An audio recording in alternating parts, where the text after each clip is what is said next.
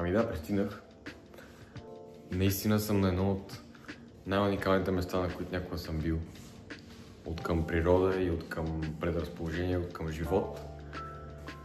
Мисля, че всичко, което е тук реално, мога да го покажа. Мога да се наслаждавам на него изцяло. Все още не да ви казвам кое е мястото, но след малко ще излизам и най-вероятно ще взема да снимам навънка. Но да, в следващите дни със сигурност ще правим такива малко чек-ин. Какво се случва, какво не се случва и така. Айде! Значи, включвам се. Да кажа, че тук не съм сигурен дали ще издържа един месец. Между другото ще ви обясня точно защо съм тук. Само, че това ще се случи до вечера, като се прибера, защото сега ме слуша някакви работи.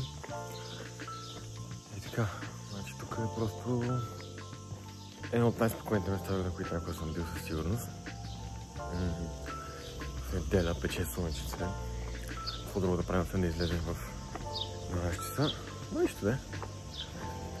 И така, ще включим до вечера от къщата и ще ви разправям малко повече защо съм тук, какво правя тук и така нататък. Така, започваме с историята, как се случи всичко това. Значи, беше горе-долу февруари и исках да пробвам нещо ново, нали, за лятото. Викам на майка ми, айде да измислим нещо, да ходя в някаква друга държава, примерно да стоя там просто като почивка. И тя ми каза, да, добре, ще го видим.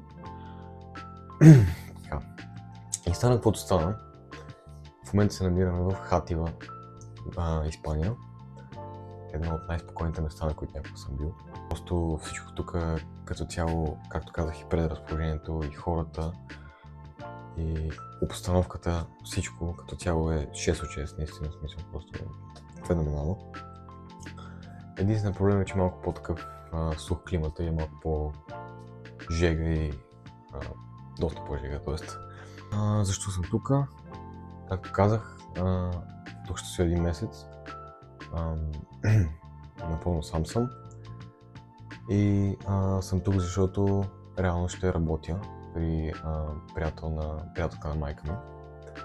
Главно идеята ми беше в началото, т.е. сега това идеята е да се науча да бъда самостоятелен още от тази възраст, защото все пак като стана 18 или 17 не съм го решил, още се изнася от нас и ще се наложи така или иначе да живея сам. Така че да, като цяло това мисля, че е всичко за сега. Надявам се да не забравям нещо. Това е първото ми включване тук, така че мисля, че ще качвам в рамките на един месец, мисля да качвам докато съм тук по 2-3 видеа на седмица в YouTube и в TikTok и в Instagram. Мисля, че нищо не забравям и ще се видим в следващото видео. Bye.